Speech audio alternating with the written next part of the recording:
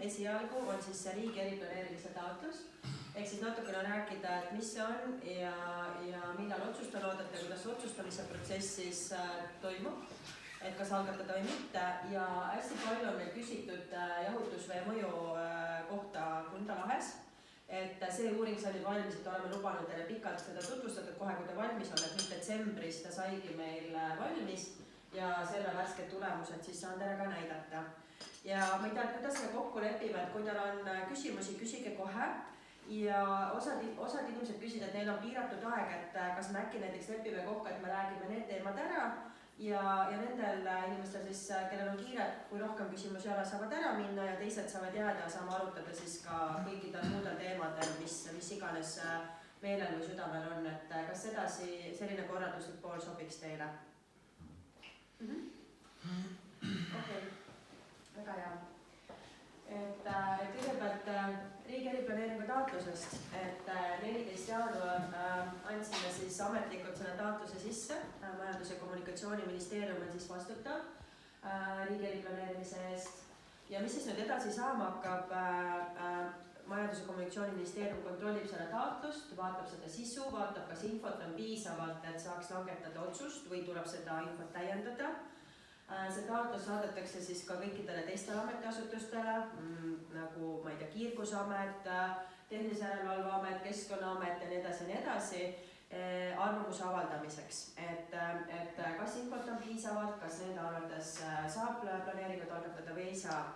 Peale seda neil on antud tähtaeg, nagu ma aru sain, 28. veebruar anda oma tagasiside, ehk siis selle kuu lõpuks peaks tulema siis ametiasutustelt tagasiside selle taotluse osas. Peale mida see taotlus avalikustatakse, et see on siis ja 30 päeva on siis aega liituda ka kõikidel teistel tuumaenergia arendajatel, kes iganes soovib ka tuumaenergiat arendada Eestis peale Fermi-Energia, siis on õigus kõikidel teistel 30 päeva, et liituda. Ehk siis esitada omapoolne taotlus ja põhjendus, et miks siis on see soov olemas. Ja peale seda eeldatavalt siis kuskil aprillikuus peaks siis Vabariigi Valitsus tegema otsuse. Kalev tahab mind täiendada. Meil see taotlus on juba avalik, meie koduleheküljel. Ja taotlus on avalik just, et ma mainin ka, et me oleme teinud endal viimane kord, kes olid, me näitasime, et Fermi koduleheküljel on olemas siuke koht nagu riigi eriplaneeringu taotlus.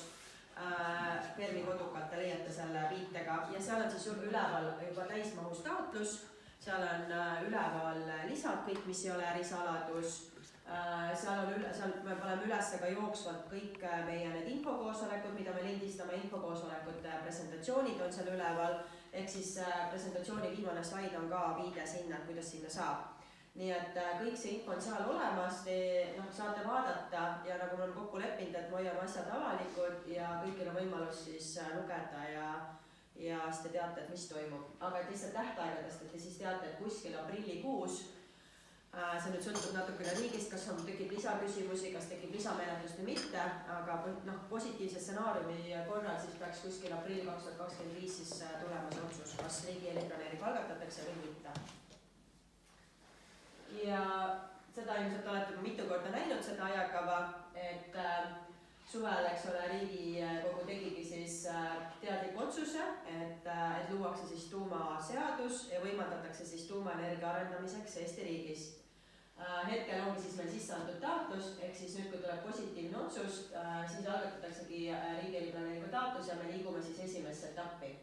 Esimene etapp kestab siis kuskil 2027 poole peal, peaks ta läbi saama ja selle käigus siis kõikidest võimalikest asukohtadest, aladest valitakse välja siis üks asukoht, ehk siis saab tegelikult alles selgeks, et mis on siis see parim võimalik asukoht tuumajaamale. Enne seda me ei tea, sellepärast, et selle valiku teeb tegelikult riik. Et meil siin sõnaõigust ei ole, meie tegime oma ettepanekut, see, mida me teile näitasime oma asukohtade osas. Kas riik lisab veel asukohti nüüd või ei lisa, seda me täna ka ei tea, et neil on see õigus olemas veel täiendada ja lisada, kui nad peavad seda vajalikuks. Ja peale seda siis 2027 poole peal peaks siis selguma, et milline siis on see üks parim koht, kuhu võiks tuumajaama rajada. Ja peale seda me liigume siis 2027 kuni 2029, me liigume siis teise etappi ja teine etapp, see on siis hõlmab juba ainult seda ühte asukohta ja seal lahendatakse siis seda juba detailsemalt, et mida see tähendab, et siis hakatakse juba vaatama täpsemalt, kust tulevad teed, kus täpselt hakkavad tulema liinid, kuidas täpselt see tuumajaam hakkab paiknema, ehk siis läheb juba selliseks pigem projektipõhiseks ja hästi praktiliseks lahendamiseks. Enne seda vaadatakse siis just asukoha põhiselt, et milline on see siis nagu parim võimalik koht, jah? Et seal veel väga detailselt nagu asja ei analüüsita. Et selline on see riigi eriplaneerimise protsess. Ja kuskil siis 2029 lõpupoole peaks siis olema lõplik otsus, kui planeering kinnitatakse, et jah, sinna asukohta see tuumajaam sobib või ei sobi, eks ole, on keskkonnakaitselt vastuvõetav või ei ole. Et see selgub lõplikult, see selgub siis 2029 lõpp.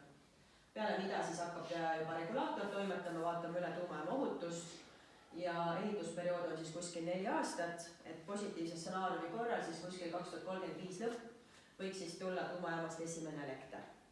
Et selline oleks siis see protsess, kuidas see välja näeb. Mis siis sinna riigi eriplaneerimise taotlusesse läks, et mis on siis selle koosseis?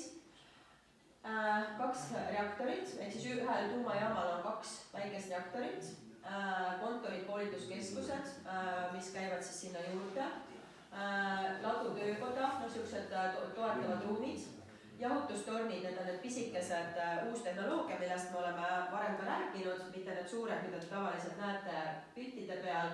Jahutustornid sõltuvad nüüd asukohast, et kui asukoht on mere ääres, siis ilmselt jahutustorn ei tule.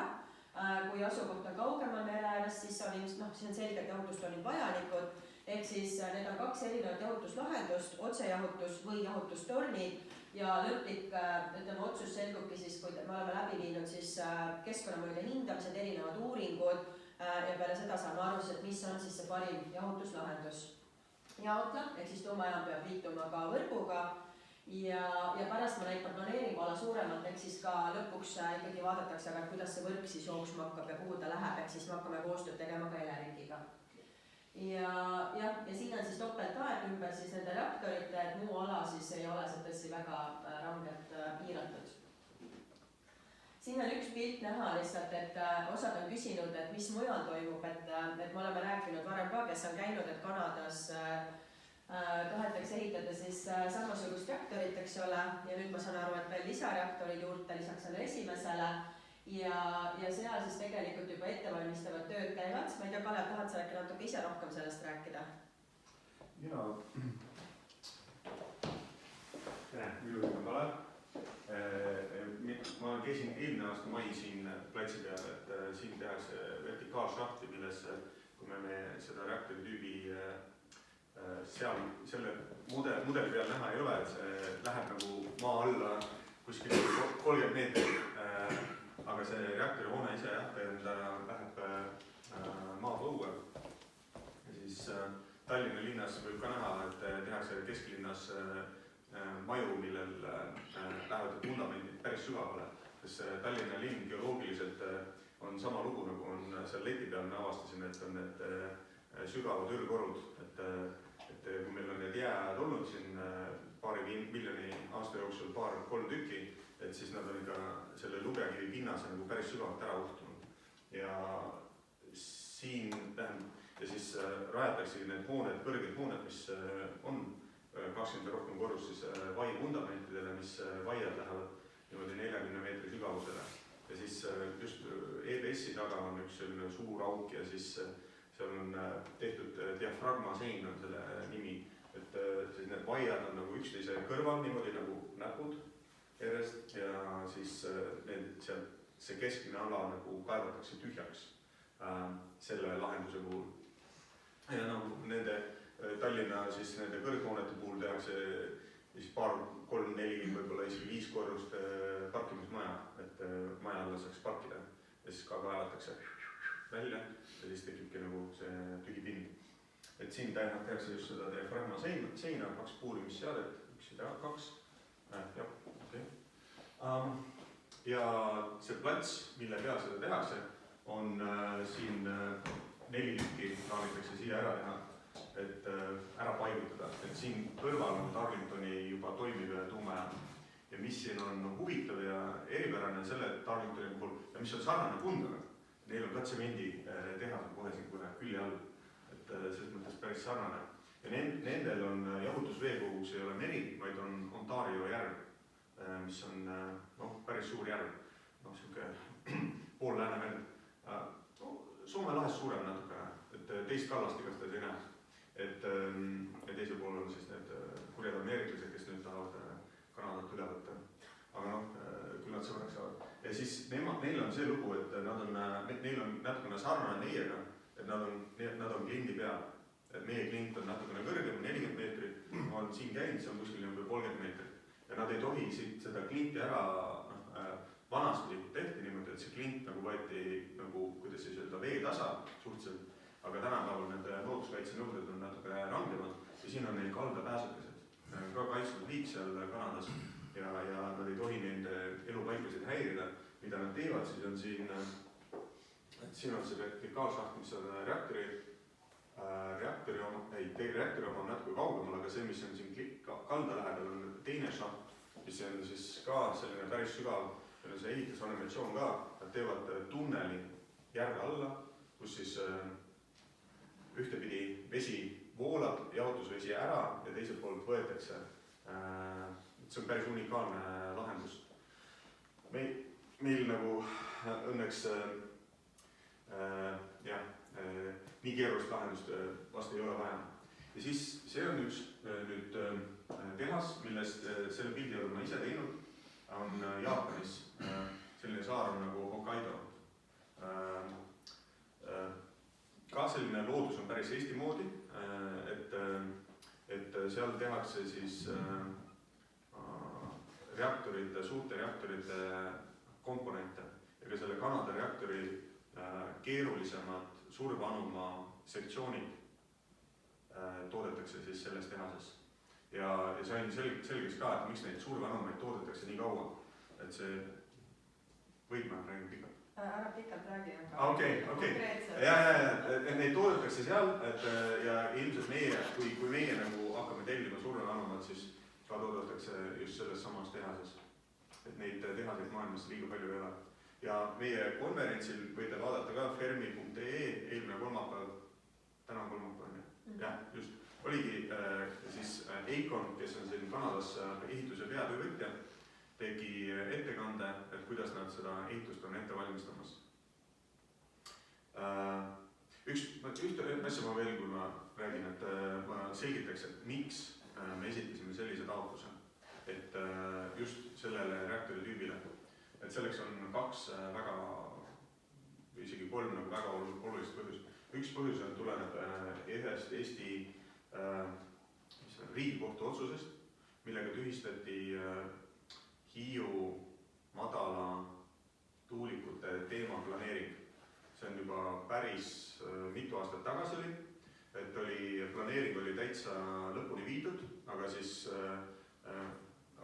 kohtus vaidlustati, käidi kõik astmed läbi, et planeering tühistada ja see põhjus, miks Riigikogus otsustas selle planeeringu tühistada, oli see, et ei olnud selles kehtestatud planeeringus piisavalt täpselt öeldud, kui kõrged need planeeritavad tuulikud on.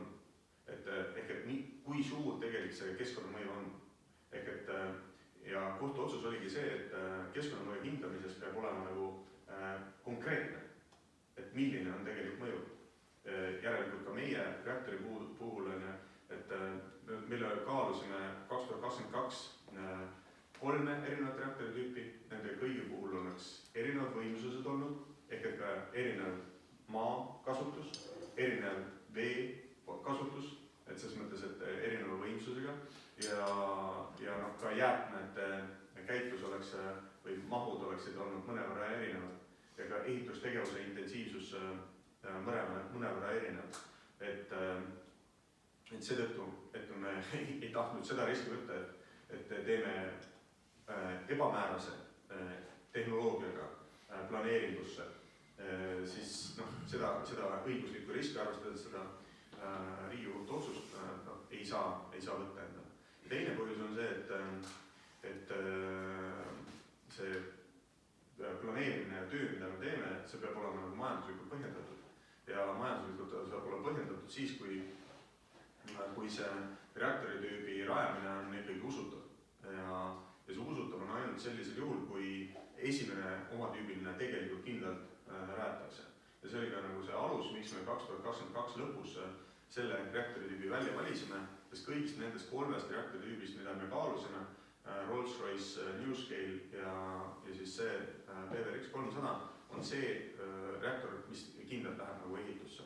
Et Kanadas oli 5-päevane hommikust õhtune kestev avalik kuulamine, lõplik avalik kuulamine Kanada tuumaohutuskomisjoni poolt, need kuulamised on avalikult järgi vaadatavad. Nende eripära Kanadas on see, et kui meil on siin ainult üks rahvas, kes on nagu need päris rahvas, siis seal on teate indiaanlased. Ja neil on kuidagi huvitav selline korraldus, et samadel indiaanlastel on sama jahiala võib-olla nagu 3, võib-olla isegi 5 hõimul. Ja siis nagu need kõik tahavad nagu, kuidas öelda, oma õigusi seal maksima panna.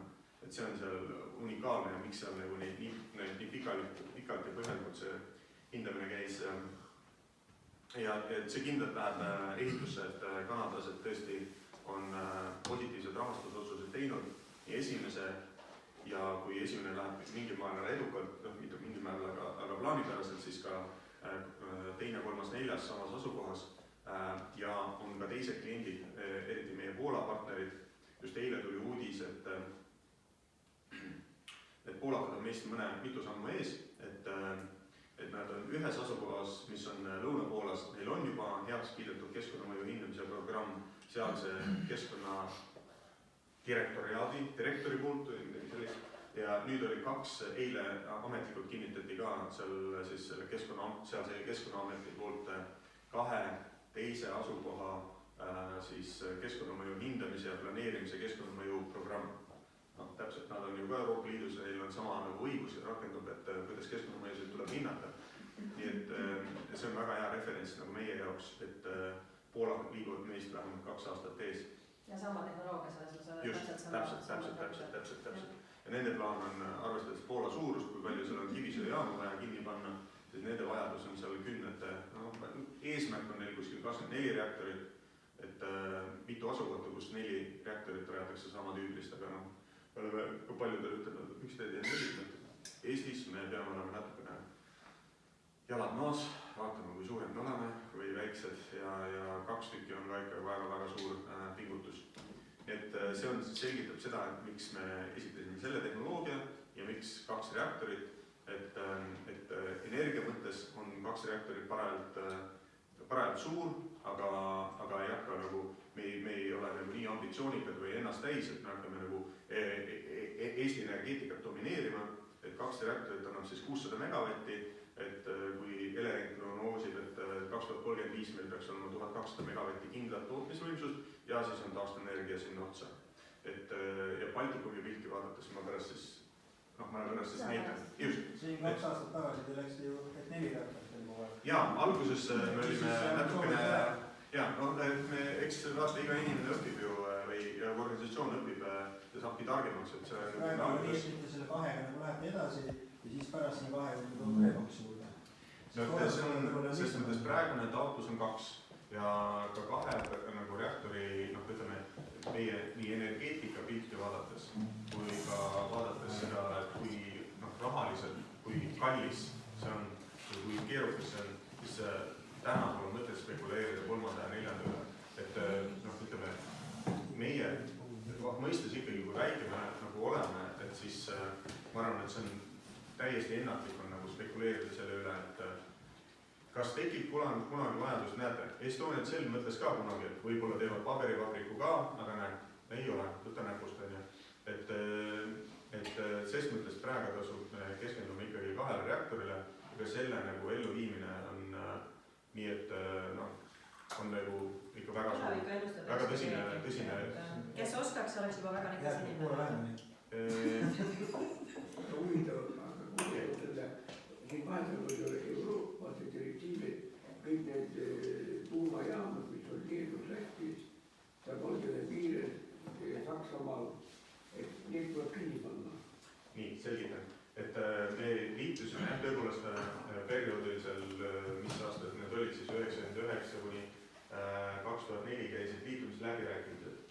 siis tõepoolest Leedus olid 2 Ignalinas asuvat reaktor Kanalne Bolšoi Močnosti, mis vanemad inimesed teavad, et oli sama tüüpi kui see, mis on Sosnovi Boris ja siis kõige kuulsamad Tšernobõlis. Aga on muideks Venemaal veel paar asukohta, kus sama tüüpi reaktorid töötavad.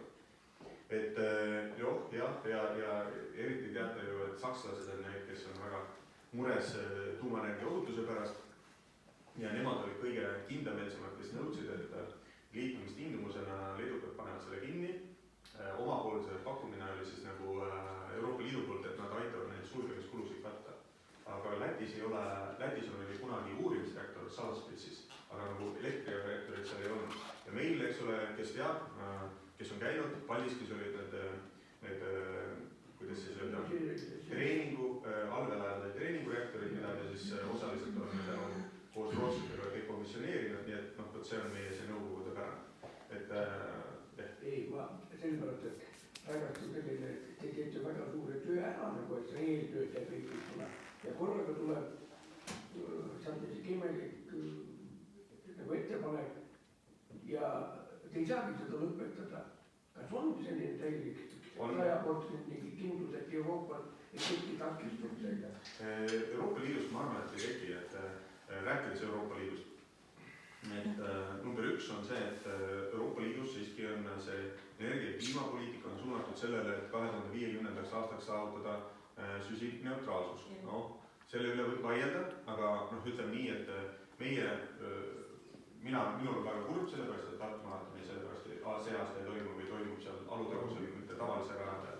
Et see kliima soojenemine meie eestlaste vaates on ju niimoodi, et no mis siis ikka, eks ole. Mõne vaatest on ju see täitsa okei, et vähe soojeneb. Aga Lääne-Euroopa vaatest on niimoodi, et metsatulekahjud, kuuma tõttu inimeste ärasuremine ja siis kohati ka suured üleujutused, mis nagu nende ebastabiilse ilmastiku tõttu tulevad, nagu reaalsed nähtused on, millega on ikkagi väga suured kahjud ja inimesed saavad surma, et see ei ole naljaasi, see on nagu väga tõsine probleem. Põllumajandusele sealhulgas. Et muudab elu maa nagu keeruliseks. Ja põuad Hispaanias ja Portugalis ja nii edasi on ka nagu päris tõsine teema. Et ma nagu seda varianti, et nagu Euroopa kliimapoliitika nagu täiesti ümber pöördub, väga raske on seda näha. Et võib-olla, et mingid kohanemised kindlasti toimuvad. Aga mis on nagu väga selge on see, et Euroopas on täna tuumaenergia ikkagi väga selge energiatootmisliik. Soomes, Rootsis, Prantsusmaal, aga ja just Poolas tehakse väga tõsist tööd, aga Slovakkia, Rumeenia, Bulgaaria, Holland, Belgia, terve rida riiki veel, kellele tuumaenergia on väga-väga oluline. Nii et nagu seda varianti, et nagu Euroopa Liit ütleb, et nüüd ongi kõik tuumajaamad kinni, et seda ei ole. Et 2022 vastupidi otsustati, et tuumaenergia on jätkusuutliku rahastuse nimekirja sobitub, on sama keskkonnasõbraliku taastuvenergia ja number 3 oli see, et Euroopa Nõukogu otsusega lisati ta koos taastuvenergia ja siis muude tehnoloogiatega selliste strateegiliste siis süsinikneutraalsete tehnoloogiate nimistusse. Küsimus, mis see tähendab? Midagi ei tähenda tegelikult. Öeldakse, et planeerimine peaks kiiremini olema, aga sellest ei tegelikult muud ei tähenda, kui see tähendab märki, et sellest, et tuumaenergiasse suhtutakse ka Brüsselis positiivselt. Aga järsku me nägime Janaga need planeeringu asjad ära. Ja siis me jätkame, me jääme siia veel, et lihtsalt osadel oli siin limiteeritud aeg, et siis me saame need asjad edasi anda teile ja siis me oleme valmis kõigest muust teemast teiega arutama. Sobib nii? Okei, siis osad on näinud seda pilti, osad ei ole näinud, osad ei ole käinud siin vahepeal, et ma olen seda juba näidanud. Et kuidas me siis planeeringus oma ettepanekuni jõudsime, et meil oli selles osas paar infopäeva ka, et kes on käinud, siis teil on natuke iga, kes ei ole käinud, teil on uus info võib-olla, et oleme seda paar korda näidanud. Ja täis infopäevad on üleval ka kodulehel, et need, kes ei käinud vahepeal, siis vaadake sealt järgi, kui tekib nagu lisaküsimus, et seal me rääkisime pikemalt, praegu ma teen lühemalt lihtsalt. Et tegelikult see asukoha valik on reguleeritud siis Rahvusvahelise tuumaenergia agentuuri poolt. selles mõttes on meil hästi lihtne minna, kuna ta on väga ütleme rahvusvaheliselt reguleeritud, meil endal siin väga palju niisugust kujutlusvõimet ei saa olla. Ühe külje pealt on ta see, et me ise väga palju otsustada ei saa, siin on väga palju ette antud. Teise külje pealt, kui me pole varem tuumaenergiaga tegelenud, on meil hästi hea minna, sellepärast et paljud teised riigid on teinud, kõik annavad nõu ja juhendid on olemas, kuidas siis samm-sammult liikuda, eks ju.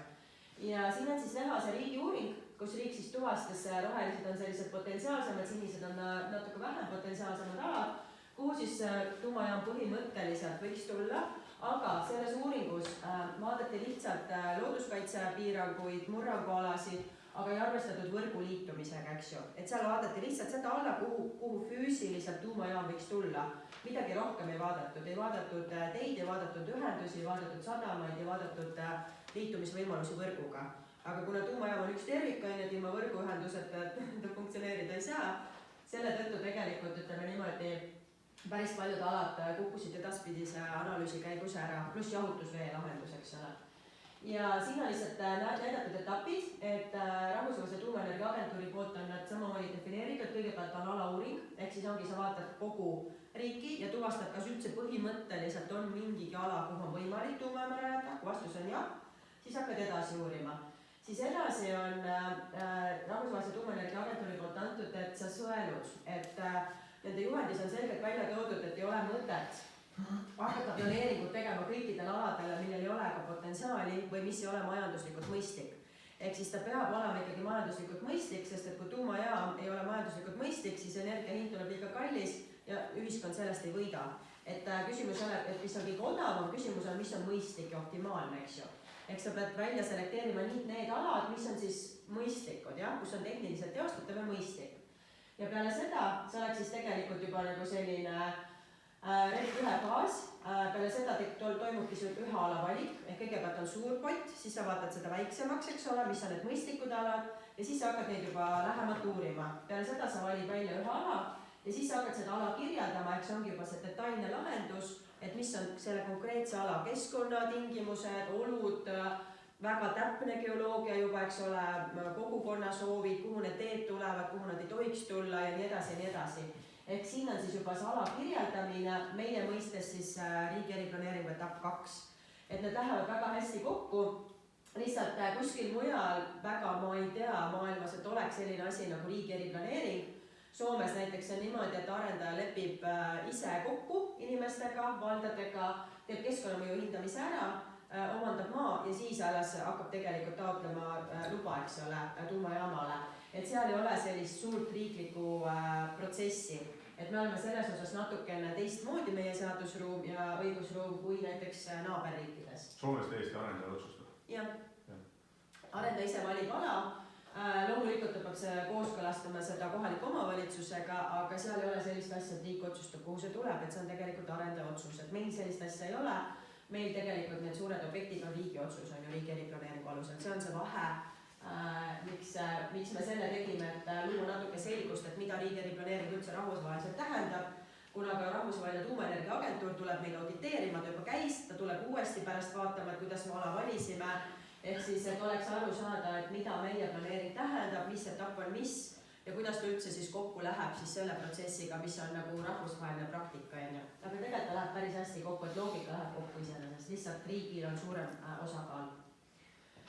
Ja peale seda, kui me need juhendid olime läbi töötanud, me saimegi siis sellised kriteeriumid, siin on kokkuvõte nendest toodud, me saime 150 erinevat kriteeriumit erinevatest valdkondadest, ohutus ennekõike, need olid välistavad kriteeriumid, et kui on ohutust puudutavad asjad, näiteks ei olegi piisavalt jahutusvett, see on väga oluline, see on ohutuskriteerium, eks ole, jahutusvett ei ole, siis on tuumajaam ohtlik, siis nende kriteeriumite puhul mingid alad pidime lihtsalt välistama, sest me ei saanud sellega jätkata. Ja siis on sellised teistsugused olulised kriteeriumid, ongi nagu tehnilised kriteeriumid, sotsiaalökonoomilised kriteeriumid, keskkonnakriteeriumid, siin on näha küll 2 rida, aga tegelikult seal all oli hästi palju erinevaid põhjendusi, et mida sa kõike pead vaatama, et mitmekesisus, ökoloogia, maastik, linnud, loomad, taimed ja nii edasi, et seal oli tegelikult terve rida asju, mida oli vaja siis hinnata. Ja selle alusel me tegime siis sellise alade eelhinnangu, mille peale me siis teostasime riskianalüüsi. sellepärast, et ükski ala ei ole ideaalne, eks ju. Igal piirkonnal omad plussid ja miinused, ei ole ühtegi kohta, mis oleks nii, et ainult plussid, eks ju. Et igal asjal on omad plussid ja miinused, igal kohal on omad plussid ja miinused. Ja seda on oluline siis vaadata riskianalüüsis ja loomulikult finantsanalüüs samamoodi, et meie ise saame selle veendumuse, et need alad, mida me oleme pakkunud, siis mida iganes tegelikult kogukond otsustab, milline ala on siis see, mis valitakse välja, meie jaoks on see tehniliselt teostatav ja me saame seal hakkama. Ehk siis, et olekski meil tehtud suke realistlik valim, meie saame hakkama ja see ongi tegelikult keskkonnamõju, kogukonnaga arutelud, et mis on siis see parim koht, jah? Sellepärast, et meie saame põhimõtteliselt teha igale kohale seal, mida me oleme ise pakkunud. Ja kokku oleme siis tegelikult juba tänaseks teinud üle 71 uuringu.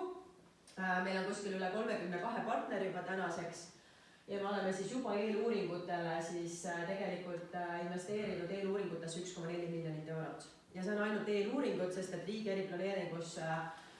eriplaneeringu maksumuseks me täna hindame kuskil 4 miljonit eurot. Ehk siis tuleb teha väga palju veel täiendavaid uuringuid, et päriselt nagu lõplikult aru saada. Et see on päris suur töö, mis on enne tehtud selle jaoks, et üldse jõuda sinna, et kas on teostatav ja mis on siis see mõistlik piirkond. Siin osad on jälle näinud seda, et me valisime tegelikult 12 erineva sellise ala vahel, mis olid siis enam-vähem sellised, kus põhimõtteliselt, mida võiks hakata kaaluma. Ja erinevatel põhjustel, näiteks teie piirkonnas kukkus ära Kunda Savikarjäär, siin kohaliku kogukonnaga konsulteerides, me käisime ükskord, küsisime teilt endalt ka, et mis on teie ettepanekud, mida teie näete, siis pakuti siin ka neid erinevaid kohti lisaks seti peale, sealhulgas Kunda Savikarjäär. Kunda Savikarjäär kukkus ära, kuna seal on juba toimiv kaevandusluba peal ja me ei saa minna lihtsalt kelleltki seda nagu ära võtma, et see kukkus ära.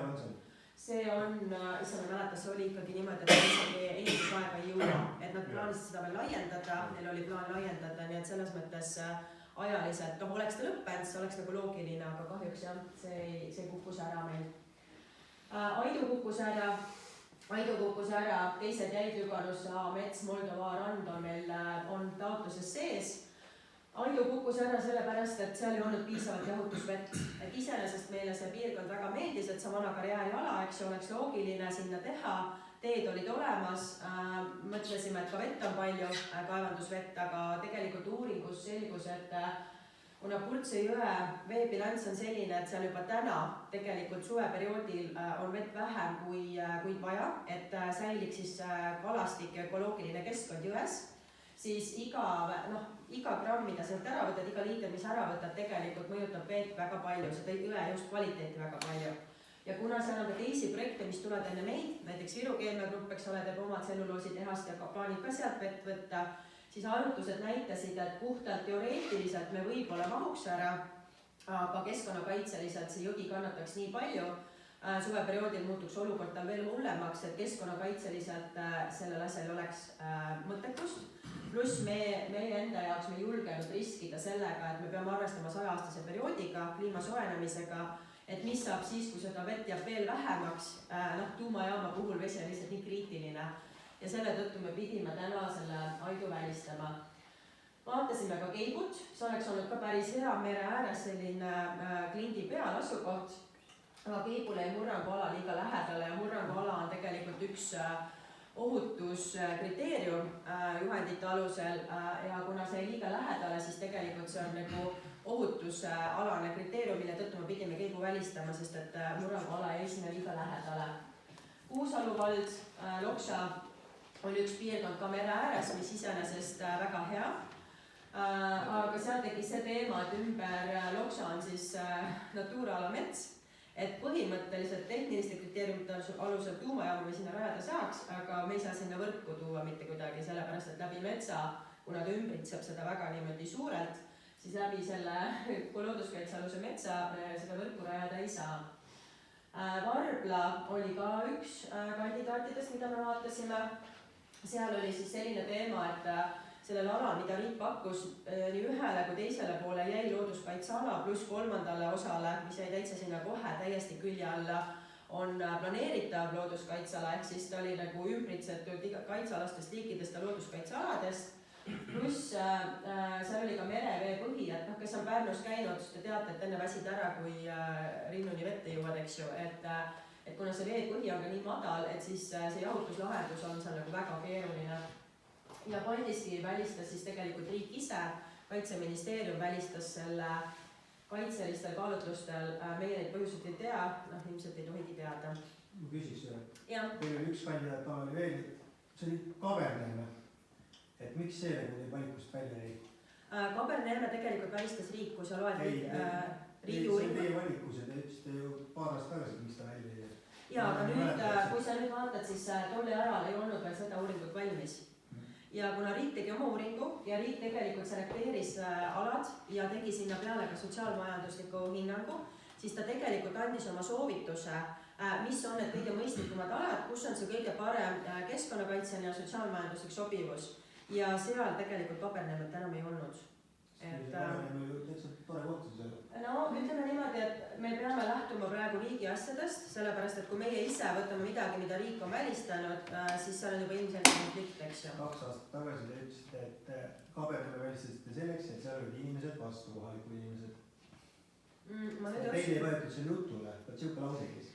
No kindlasti oli, ma nüüd ei oska öelda, et kas meid oli vastu.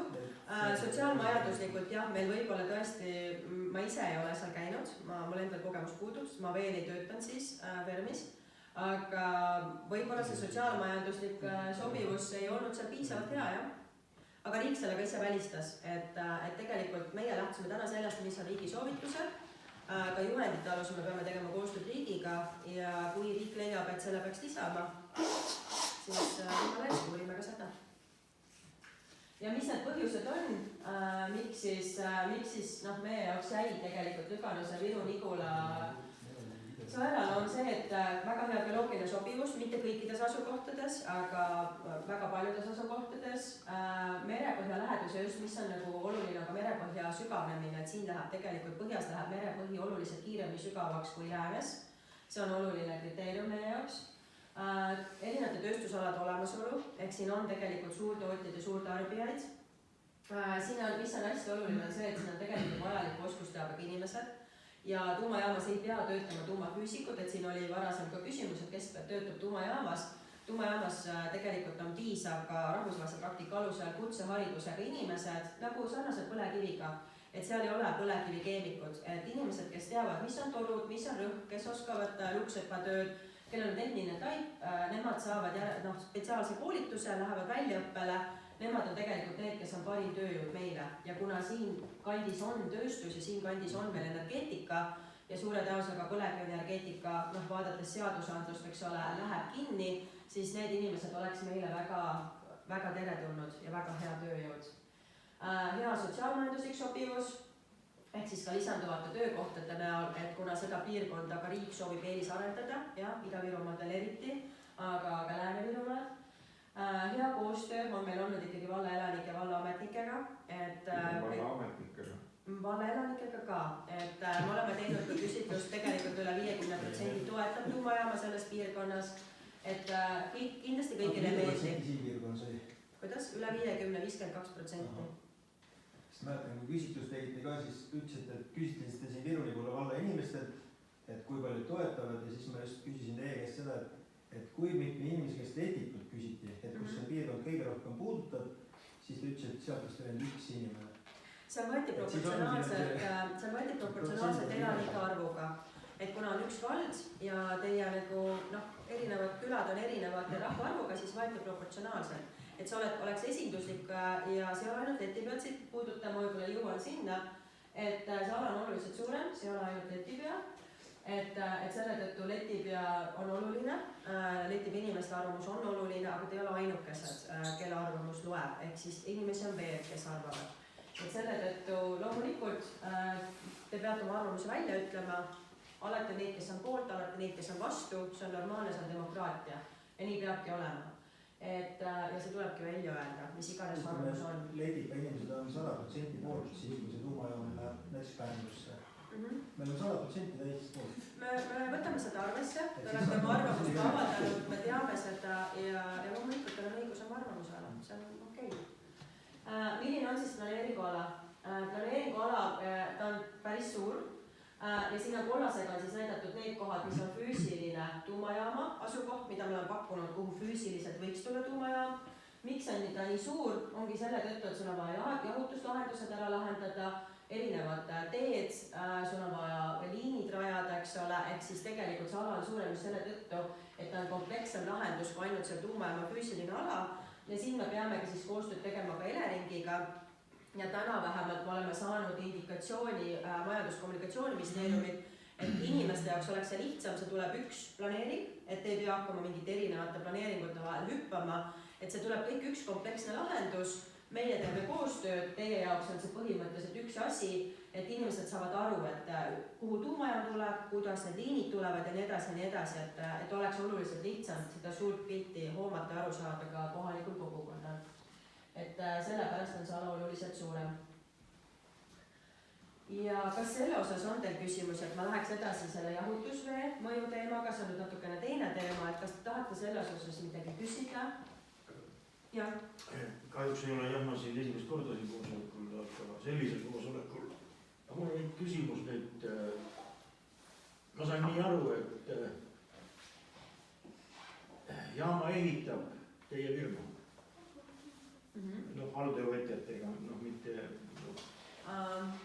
Seda võib-olla Kalev oskab paremini kommenteerida. Alltöövõtjad, teie firma, nagu reaalselt teie ehitate alltöövõtjatega selle jaama. On nii? No umbes. Ja ei, peatöövõtjaks ei ole Fermi Energia, meie oleme eeldatavasti kliendiks. Seda ma mõtlesingi. Me oleme tellijad. Jah, okei, jaam valmis. Kes opereerib, kas erafirma või riik? Hea küsimus. On võimalik, et see on Fermi Energia ise, nii nagu on näiteks Soomes, et oma Loviisa tuumajaama, mis siit on 100 kilomeetrit üle lahe ja opereerib seda jaama samamoodi. Aga on võimalik, et see operaator ettevõte on teine. Ütleme, võib-olla on näiteks Kanada ettevõte, kellel on siis Eesti personal. Ütleme, sarnane paralleel on näiteks, et mis meil on Eestis kõige suuremad pangad. Rootsile kuuluvad pangad, Rootsi ettevõtetele kuuluvad pangad, kus töötavad eestlased. Jah, aga eestlasel on ikka püksid jalas. On, ja nad igal juhul see, kes jaama opereerib, loomulikult ta peab vastama Eesti seadustele ja nõuetele. Ma saan aru, jah, üks siuke näide, et ma olen Soome kõikides tuumajaamades käinud. Kui ma Soome sõjakoolis õppisin ja siis meid veeti sinna selle tsiviil-militaarkoostöö rauda. Ja soomlased ütlesid tookord, kõiki ei opereeri praegu. Osasid opereerib Soome. Fortum on 51% kuulub riigile, 49%. Ja ütles, et see oli suur viga. Näiteks on neil suur firma, on Kemira. Kemira toodab rahu ajal väetisi. Sõja ajal on ta planeeritud tootma lõhkeainet. Ja lõhkeainet ja laskemoona, mida iganes. Omanikud ei ole enam soomlased. Ja see on väga tõsine probleem. Nad ise ütlevad seda praegu. Mina käisin esimest korda aastal 2000 seal nendes jaamadest. Teoorilised on Voima, kus me oleme see Olkiluoto jaam, kus on üksjagu ka Virumaa inimesi käinud, too on eraettevõte. Ja loomulikult allub Soome kapitaliga ja ta allub loomulikult Soome reeglitele ja mingit ses mõttes riski ma ei näe küll, et jaama operaator ei käitaks jaama nagu võimalikult efektiivselt või niimoodi. Aga vaata, võib-olla te saate teist ma korra tõlgin. Mitte sellest ei ole asi. Ja nemad soomlased ütlevad seda, et kui erafirma opereerib, ma ütlesin, mis seal siis probleem on. Nemad muidugi selgitama seda ei hakanud ja ütlesid, et see sama probleem, kes on meie naaber ja kes on ka teie naaber. Totta kai, meil pole midagi selle vastu, kui Eesti riik saab Fermi Energias oluliseks aktsionäriks. Me oleme see on täitsa avatud ja ma arvan, et selles on, ja ma olen isegi avalikult ütelnud, et selles on täiesti oma loogika olemas. Ja täna me nagu seda, ütleme, eeldada, et see kindlasti nii läheb, täna me selle kindlasti ei saa. Me teame, et väga tahaks, et see tuumajaam olekski täielikult riigi omandis.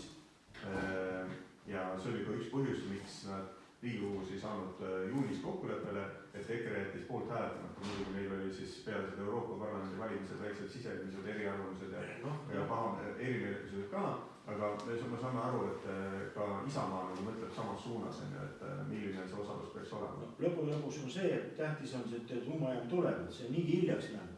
Et kui oleks jaamaga tegeldud varem, siis ei oleks neid neetud tuulikuid siin. Vastab tõele, aasta oli 2009. Tuulikuid ei ole küll kellegi vaja. Ma võib-olla täiendan, ma mõtlen, et tegelikult tuumajaam operaator ei ole tuumajaam omanik, tuumajaam operaator on see, kes juhib tuumajaam, aga ta ei oma seda.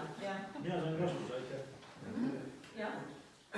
Ma tahtsin sellist asja öelda, aga kui pindala, kui suur see territoorium on? Tuumajaamad ise kuskil 60 hektarit, me oleme planeerinud praegu siuke maksimum, mida oleks vaja kuskil 120-150 hektarit koos nende parklate, kogu kompleksiga, mis ehitusala, just. Aga siin on selline lihtsam variant, vaadake nagu Jaapan ja Hiina kasutab sellist meetodit. Nemad ehitavad veepinnal, näiteks ookeani või selle ehitavad pindala ja sinna peale ehitavad tööstusjaama. Miks me peame siin praegast kellegi sealt midagi läbi rääkima? Võtame teatud pindal näiteks, mina pakun maade, et on väga hea, seal on juba osa on selline nagu sadama pindala piirata ära, teha see ja kasutadagi see hoopis palju vähem on igasuguseid neid piiranguid, neid sellele, see on toodetud maapindal, sa ei sega mitte kedagi, jahutusvesi on ligidatel veel seal, vee kõrgus on 6-7 meetrit. Miks me mingisugust kulutame? See läheb väga kalliks ja meil on vaata meie tehnoloogia 35 meetrit maa all. Et seda on päris keeruline vette rajada, sest et see on see osa, mis pole väga hästi kaitstud ja ütleme maapind on ka üks osa, mis ju seda ümbritseb, eks ole, et siis kogu see tuumareaktori osa tegelikult 35 meetrit on maa all. Huvitaval, kuidas siin on see... No seal on teised tehnoloogia ja need ei ole sellised lahendused. See aatomilektrijaam, mis oli, kas oli 2-12... Kas seda milline? Ta ju on ehitatud täielikult kunsthaarde peale. Mina isiklikult käisin Fukushimas, mõtlen, et ei olnud mere ehitatud. Seal on tõsi on see, et mida te võib-olla räägite, on, et Hongkongi lennujaam on ehitatud merre ja siis Haneda lennujaam Tokyo lähedal, Haneda, mis on põhiline lennujaam, see ei ole merre ehitatud. Aga tõsi on see näiteks, et kui te ka Tallinnas käite, siis seal, kus on linnahall, ja vaatate pätsuaegseid kaarte, toda ala ei ole. Too ala on seal tekkinud ainult selles, kui seal põlevkivi on ahju aetud, seda korsten lihtsalt seisab ja siis lükati see tuhk, eks ole, sinna merre sätub. Asi pole mitte see, et ma lihtsalt see... Aga Jaanal on õigus, et toda meie jaamad sinna merre ehitab. Ja Jaapanis tegelikult mina ei tea kõige, mis oleks vee peal, ma tean, mis on kaldapiiri ääres küll, aga ta on ikkagi maa peal, selles mõttes füüsiliselt ta ei ole vees. Et ta on lihtsalt väga vee lähedal, aga ta ei ole vees. Et mina ei tea ühtegi jaama Jaapanis, mis ujub vee peal. Ei ole. Võib-olla Venemaal kuskil, aga Jaapanis ma küll ei tea.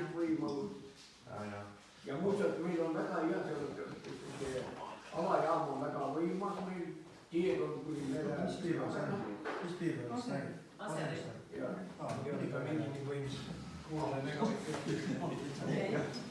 ütleme nii, et meil selle tehnoloogiaga kahjuks jah, siin minna ei saa. Piduri puudu või? Aga mõte on hea. Võib-olla 30 aasta pärast tõdabki mingi siuke hea.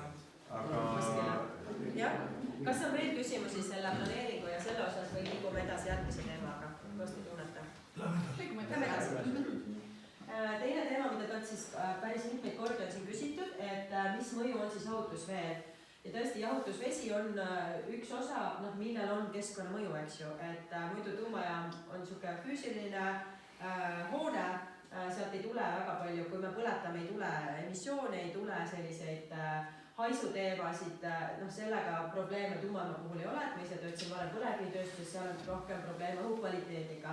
Aga tuumajaama puhul peabki siis arvesse võtma just jahutusveega, jahutusvee mõjuga, sellepärast et jahutusvett on vaja ja sõltub jahutuslahendusest. Kui on otsejahutus, siis see veeringlus on ikkagi sihuke soliidne.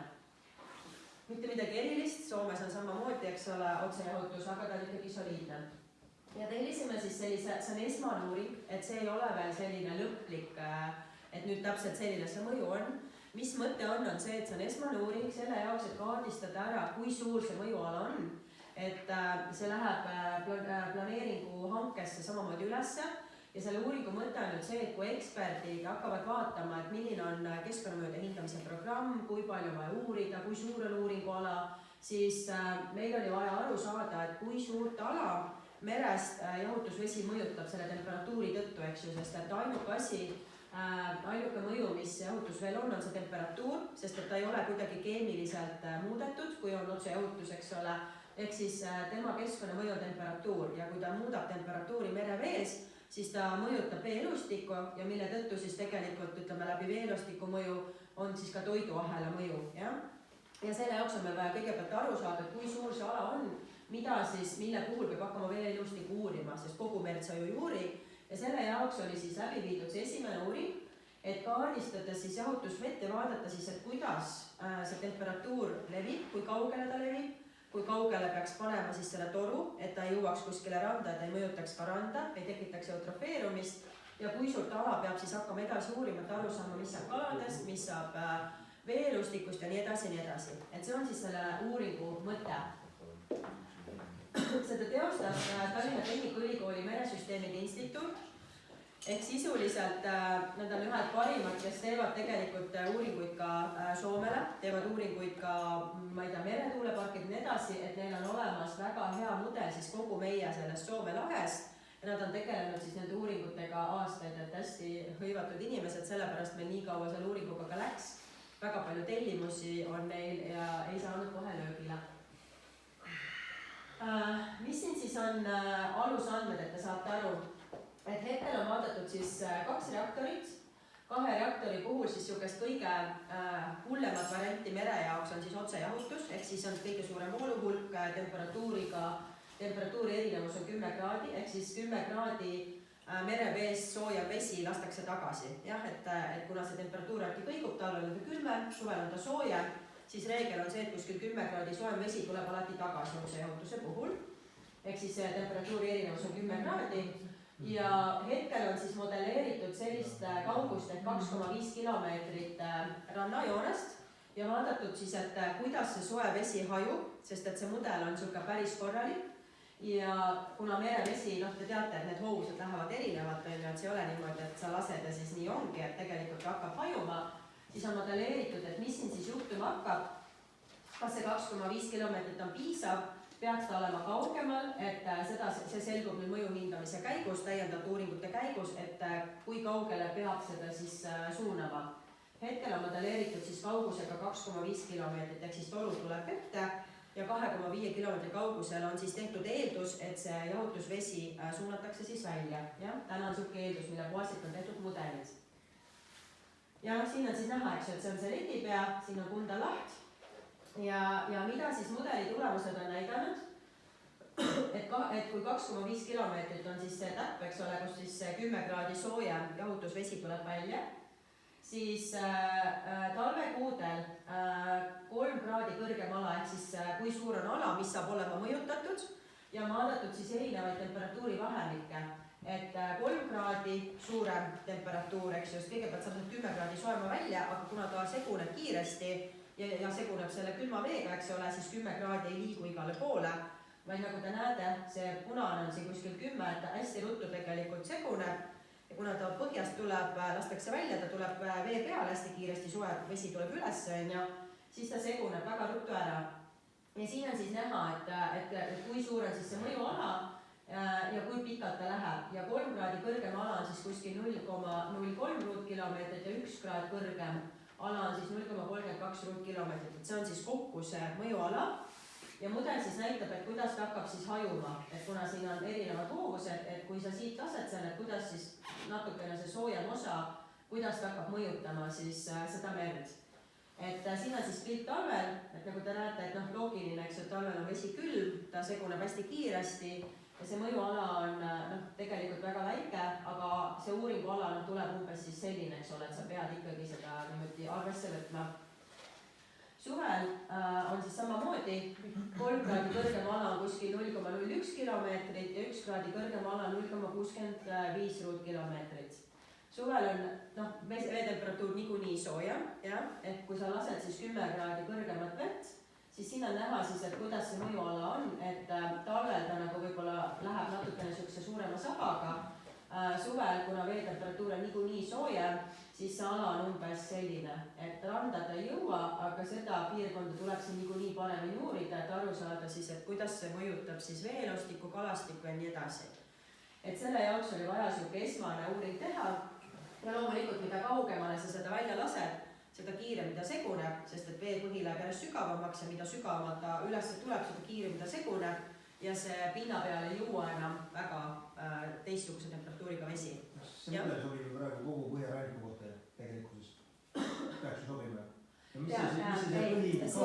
See on nüüd niimoodi, et see mudel on hästi suur.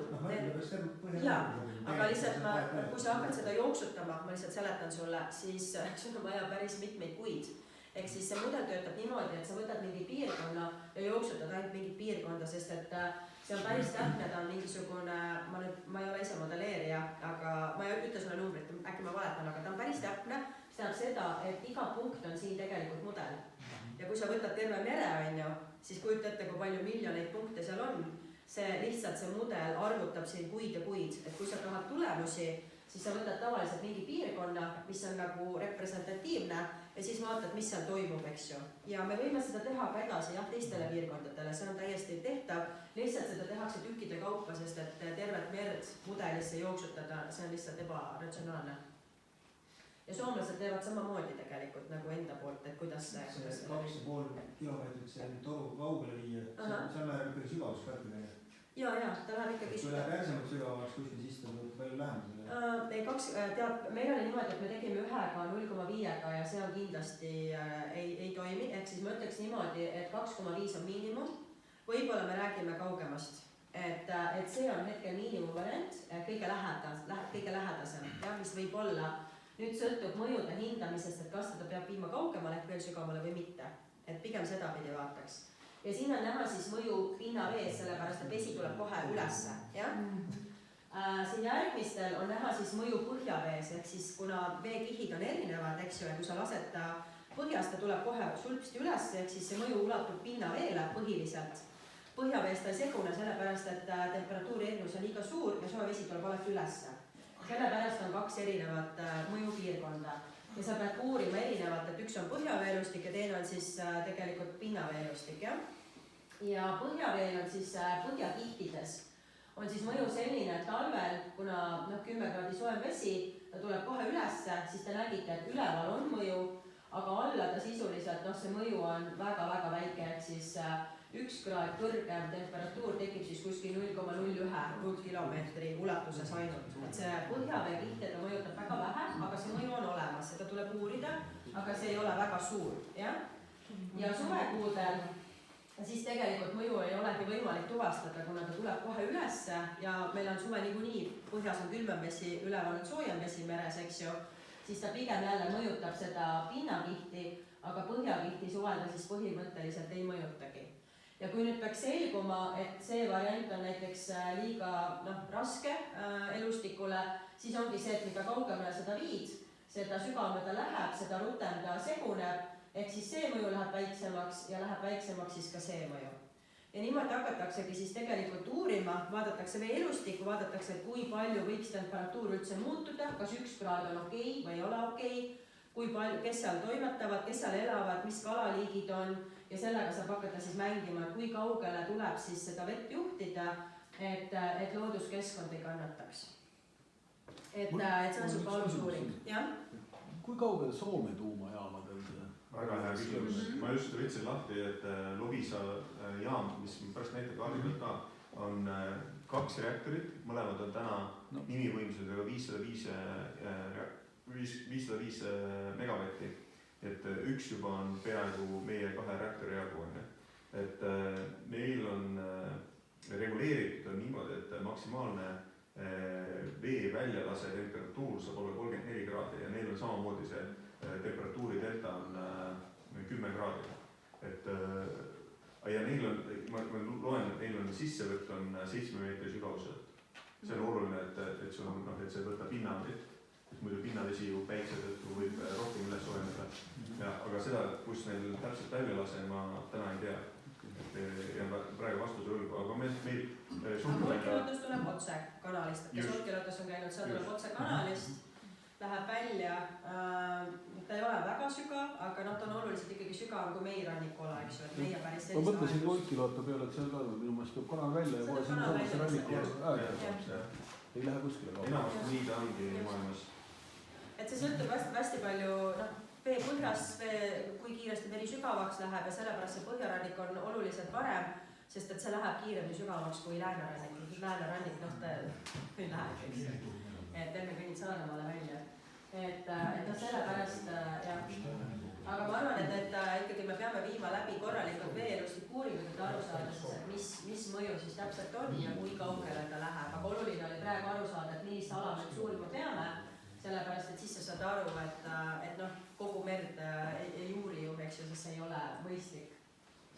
Ja mis järeldustele siis uuringus jõuti täna, on siis see, et nagu ma ütlesin, mida kaugemale rannikust see väljalask läheb, seda intensiivsem on jahutusvee segunemine, mis tähendab seda, et seda väiksem on mõjutatud ala, eks ju, ehk siis kui selgubki, et 2,5 kilomeetrit on liiga lähedal, siis sa saad seda kaugust suurendada ja see ala muutub veel väiksemaks ja see mõju muutub väiksemaks. Ehk see ongi see, kus sa hakkad tegelikult vaatama, et milline lahendus on keskkonna jaoks optimaalne.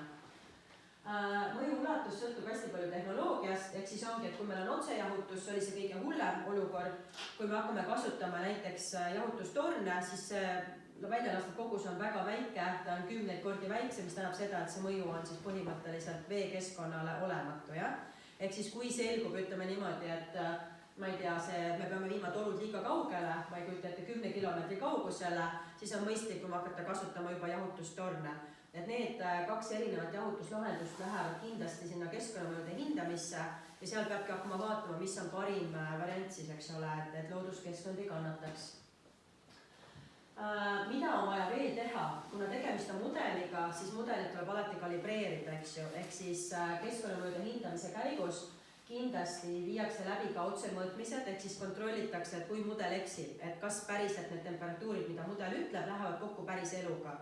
Ehk nad on meile töötanud välja siis ka sellise seirekava, mida nad ise soovitavad, kuidas mudelit kalibreerida. See läheb samamoodi hankesse, et me siis teame, et mis uuringuid, mis mõõtmiseid meil on vaja läbi viia, et aru saada, et see mudel oleks ikkagi õige, et ei juhtuks, et äkki mudelis on viga ja siis pärisel on hoopis midagi muud. Ehk siis seda tehakse ka niikuinii veel täiendavalt, et kontrollida. Ja mis on siis oluline, ongi vaja siis defineerida meie elustiku jaoks siin, et mis on siis see temperatuuri muutuse kriteerium, mis on vastuvõetav Kunda lahele, Kunda vee elustikule, et ta oleks siis keskkonnakaitseliselt okei. Ja see tuleb siis teha koostöös siis tegelikult ekspertidega, kes siis tegelevad kalastikuuuringutega, kes siis tegelevad veepõhjauuringutega ja aru saada, et mis on siis normaalne temperatuuri muudatus, mis siis tegelikult keskkond võtab vastu. Et sellistele järeldustele siis täna uuringus jõuti. Tean, kõik ma küsin ise, see viimane, et mis on sellest Narva lahest? Seal on nüüd niimoodi, et meil on vee sissevõtt selles uuringus on tehtud erinevates kohtades, et üks võimalus on võtta vett Kunda lahest, teine võimalus on võtta vett Narva lahest, aga sissevõtt ei mõjuta, et nad on lihtsalt Soome laht ikka või? Soome laht jah, aga seda nimetatakse Narva laheks tegelikult. Enam ei nimetata, tegelikult on ikkagi Soome laht. Soome laht, okei. No nemad, need eksperdid arvavad, nende ütleme siis definitsiooni järgi see on Kunda laht ja see on Narva laht. Et nemad nimetavad seda niimoodi Tallinna Tehnikaülikooli Mereinstituut, ja siis see kõik kokku on Soome laht. Et nemad nimetavad seda nii, just. Et see on mereeksperdid, neil on võib-olla oma asjad on oma kriteeriumid. Kas selles osas on teil küsimusi, et siis on meil viimane osa ja põhimõtteliselt siis me saame jätkata niisama vestlust.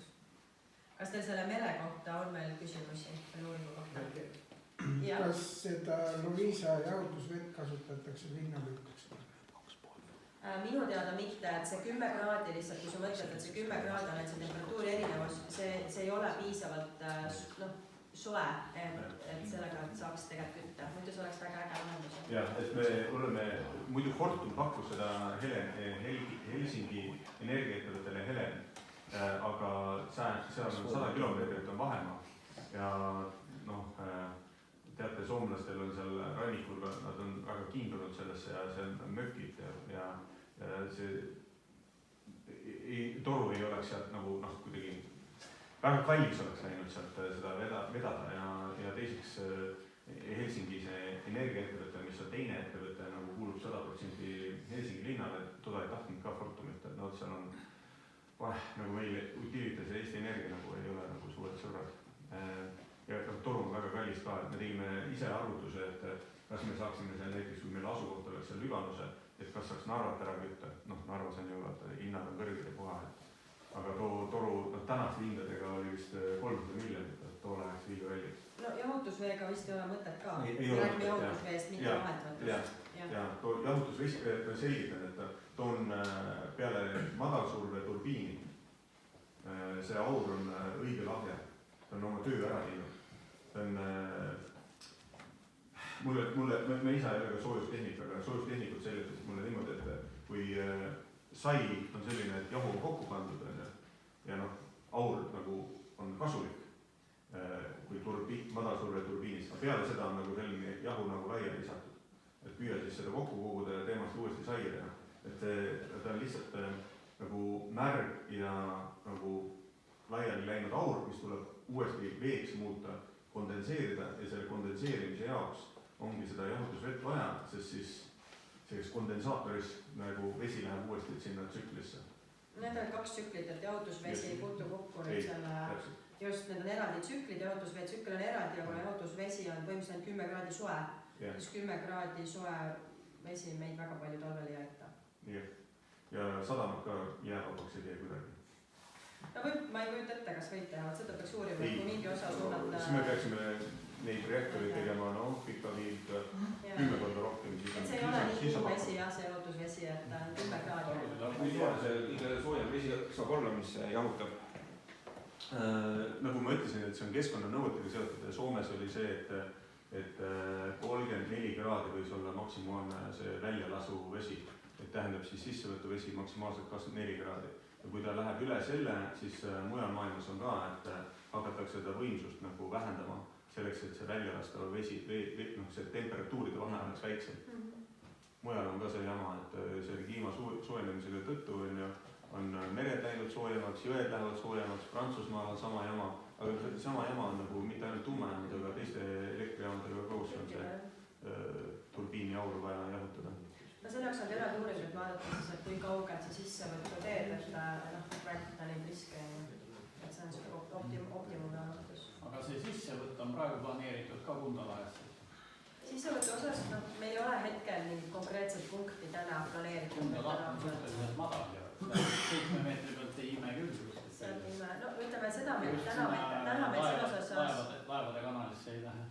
Ei, sinna me ei saa minna, see on liiga ohtlik, aga meil ei ole täna väga konkreetselt tehniliselt planeeritud, kus see sissevõtt täpselt tuleb. Pikalt hetkel mõju on väljavõtul, sellega me oleme tegelenud rohkem, sissevõtt on, noh, ta on väga palju sellist keskkonnamõju ei ole, pigem ongi optimeerimise küsimus. Aga üldiselt on see, et tõenäoliselt pinnaveevõttu, ütleme, just selle sama soojenemise pärast, et me ei tea, mis 50 aasta pärast, kui soojaks see Kunda lahk võib minna, ja ka muude asjade pärast, et kas kuda ta jäätub ja ei jäetud, nii et nagu pigem on toruga, noh, tõepoolest merest võtta on kõige, aga mis me tegelikult selle mereveega teeme, ainuke asi on, me puhastame selle ära, et mudane ei oleks ja molluskid ei oleks ja siis mõte see filtrid on vahel, et enne kui ta sinna kondensaatorisse läheb.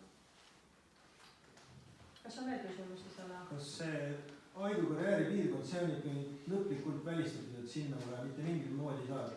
kuigi seal on 27 meetrit need tranšeed sügavad, et seal peaks olema vett teil võtta ja tagasi lasta küll ja küll tegelikult, et aga see on nagu täiesti pildi maas. täna saame pildi maas kahjuks jah. Et ma tean, meil oli endal üllatus, me olime täiesti. tänu lõhketöödele, mis on kunagi nende aastakümnetega tehtud, seal on see vee äravool on niivõrd suur, nii suvel, sügisel kui ka kevadel. No te saate lugeda uuringut, ma ütlen ausalt, et ma tean, meil endal oli see ka üllatus, et me olime täiesti kindlad, et see sobib, me olime täiesti kindlad, et me mahume sinna ära ja lihtsalt täna on see, et ma võib-olla seletan. Me mõtlesime igast lahenduste peale ka, et seal Alma kaevandustes on ka nagu need täitunud veega, et siis suvel nagu pumpame sealt vett juurde, aga meil tuligi kliimamuutus tuli ette. 2023 juunis oli ju päris kuum. Ja vesi läkski soojaks ja seal Maves tegi vaata neid uuringuid. Ja ma võib-olla seletan, me tegelikult tutvustasime seda ühel infopäeval, sa saad pärast seda järgi vaadata, me näitasime ka moodi uuringu järeldusi, pärast saad lugeda ka. Seal oli see point, millega me ise ei arvestanud, et põhimõtteliselt seal maa all tranšeed on sügav, maal on vett jumala palju, onju. Kui sa võtad ainult seda, kui ta nagu ta oleks, ütleme, eraldi veekogum, siis oleks küll ja rohkem. Milles on probleem on see, et vesi on alati omavahel seotud. Põhjavesi, pinnavesi ja sul on Purtse jõgi, millel on valgala. Ja valgala tähendab seda, et kõik põhjavesi, kõik muud jõed, mis jookseb Purtse jõkke kokku, see on Purtse jõe valgala. Ja kuna Purtse jõgi toitub oma valgalast, siis ka kõik need tranšeed ja veealused kogumid on Purtse jõe valgala. Ja mis juhtus, me ise mõtlesime ka, et okei, miks mitte, siin on nii palju vett, võtame seda. Aga point on selles, et kuna see pott saab täis, ta on täis sinna enam juurde, nagu põhjavett nii palju ei tule, ta tuleb ainult, kui sa võtad ära, tuleb juurde, ta on täitunud. Siis nüüd on see teema, et sealt üle voolab kogu aeg siis, kui sajab vihma. Ehk siis veebilanss on alati tasakaalus, nii palju kui tuleb vihma, nii palju sellest vannist ka välja voolab sinna Purtse jõkke. Kui vihma ei tule, siis ei voola ka vannist välja. Ja mis siis juhtub on see, et suvel, kuna sademeid on järjest vähem, siis sellest suurest vannist Purtse jõkke vett ei voola. Ja Purtse jõgi täna on see olukord, et hakkab kokku kuivama ja seal on hästi suur probleem, kuna seal on naftareostus on põhjas, seal on tegelikult juba hea kalastik peal, siis täna on pandud Kliimaministeerium, siis tänaseks on pandud piir, et mis on see kriitiline veetase Purtse jões, kus ta allapoole ei tohi minna, sest muidu me põhimõtteliselt saame need kalad kõik kohtu. Ja seal tekkis nüüd see teema, et kui meie sellest vannist võtame vett välja, VKG võtab vett välja ja sademeid uusi peale ei tule, siis sealt vannist ülevoolele Purtse jõkke ei lähe. See on jääni tagasi see meie. Võtate... Ei vaata, seal on see teema, et seal on see point, et kuidas töötab jahutustorm. Sa võtad vett, ta jahutab, aga jahutustormist tuleb aurumine, ehk siis pool sellest võetavast veest aurub õhku ära. Ja teise osa sa lased tagasi, see ei ole läbivoolne, sest läbivoolu me ei saa teha, sest me keedame selle vanni ikkagi üles, et see veekogus on liiga suur. Ja point on selles, et kuna pool vett kaob kogu aeg ära ja VKG kasutab ka jahutusveena ja tema ei suuna tagasi, vaid tema suunab merre edasi. Ja siis tuumajaama ümber hakkab vihmametsa olla. Ei no, nii hull see asi ei ole. Ses mõttes mul ei ole neid jahutustormidega lahendust nagu kaasas, aga et see jahutustormidega lahendus on nagu inimene, et higistamisega nagu jahutab ennast. Sa näed ei auru küll, aga sealt vihma ei saa. Küll on, kui Prantsusmaal on selline efekt, et kus on tõesti nagu 3 suurt sellist 1000 megavatist jaama, siis seal on nagu tõesti need suured jahutustormid, mis on nagu lähevad 150 meetri kõrguseks, on need gradiirid nimetatakse. Ja seal on tõesti huvitavat efekti olnud, hästi üksikutel aastatel, ma olen lugenud, mõnda huvitab see värk, et on teatud talvedel siis aur kuidagi kristalliseerub ära, kui on külm, Prantsusmaal väga tihti ei ole, ja siis on nagu tuumajaama lumi. Selline efekt, aga see aur läheb taevasse muidu üldiselt. See meie meelsust ei mõjuta. Aga point on lihtsalt see, et ma loodan, et sa saad aru, et meie jaoks oli ka see üllatus, aga lihtsalt ongi see, et kuna seda ülevoolu ei toimu ja iga ära võetav kuupmeeter sealt, VKG võtab ära, suunab merre, meie võtame pärast ulmametega ära, poolgab ära, siis lihtsalt me muudame selle kriitilise aja nii pikaks, et kui täna on Purtse jõgi hädas kuskil alates mai lõpust kuni augustini, siis meie muudame selle alates, ma ei tea, aprillist kuni septembrini ja see lihtsalt ei ole keskkonnakaitset vastu võetud. Mitte, et selles vannis ei ole piisavalt vett, aga lihtsalt, kuna Purtse jõgi on sellega seotud, siis me rikkume selle ära. Purtse jõkke siis tagasi pool? Pool kaab ikka ära, saad aru? Et pool kaab ikka ära. Et kuhu me selle paneme? Kahjuks mõjuks jah, meil endale ka, me ei arvestanud sellega, aga see on oluline ja niimoodi tulebki, et kui keskkonnakaitselised piirangud ütlevad, et sa ei saa teha, siis meie soov ei ole kuidagi keskkonda ära rikkuda, et see on kindel. Mis me ütlesime, et soov ei ole, vaid see ei kiideta või noh, see ei saa keskkonna luba. Ja samamoodi me vaatame ka, see ei ole okei, et samamoodi vaatame ka mereuuringuid, et kindlasti välistav kriteerium meie jaoks on see, et keskkond ei peaks kannatama. Aga seal oli kuidagi läbi käis 24 kuupmeetrit sekundis veeringlus, eks ole. 26 jah, see on nüüd voolu hulk, eks ole, kui palju sa võtad ja suunad tagasi samal ajal, sest see on otsejahutus. Et see on nüüd see kõige suurem voolu hulk, mis siis võetakse, suunatakse tagasi merre. Ei, aga kui palju siis ütleme ööpäeva jooksul see tekib teatud kogud, mis tuleb arvestada ja ma jään seda praegu selle matemaatika peast võrgu, aga see on päris suur kogus, mis ringleb, eks ole. Ja selle kogusega ongi siis tehtud need arvutused, et kuidas see siis mõjub. Päris jäme toru. Jah, on. On veel küsimusi selle vee kohta? Kumba kohta? Jah. Ma küsin seda, et kumba kohta te ise rohkem nagu näete, et kas ikka see Letiko piirkond või siin Aalavanti? Vaata, meil ei ole... Teil ikkagi mingi peal mõte liigub. Me tegelikult ei ole eelistusi, ma ütlen ausalt, meil tehnoloogiliselt me saame olla kõikides nendes kohtades. Ja nagu sa näed, see ei ole ainult letipea, et see on natuke laiem ala kui letipea. Meil ei ole tehnoloogiliselt suurt vahet. Igal alal on plussid ja miinused, pole ühtegi ala, mis on ideaalne, et me tahame kindlalt seda, sest see on ideaalne. Igal pool on omad riskid, omad plussid, omad miinused. Mis on letipea miinused? Kindlasti geoloogia on üks letipea miinus. Jah, täpselt, et siis mõttes me oleme väga rahul, et me see ei ole välistava, aga see on miinus. Geoloogilise uuringu tegime, sest nüüd on toodud paar aastat tagasi, et me tõesti ei teadnud, et see ürgkorg nagu nii lai on. Ja noh, arvestades, et kui see vertikaalšaht sinna läheb 30 meetrit maa alla, siis sinna ütleme selline jah, põhimõtteliselt on võimalik ka sellesse ürgkorgu seda šahti rajada, aga on keerulisem, kallim, riskantsem. Et ütleks, aga noh, ütleme nii, et jällegi mina sama ütleks, et mida Diana, et mingis mõttes, kui protseduur on see, et riik otsustab, siis me nagu ei oleks sobiv, et me liiga palju ütleksime, et vot see on nagu meie jaoks see kõige õigem koht.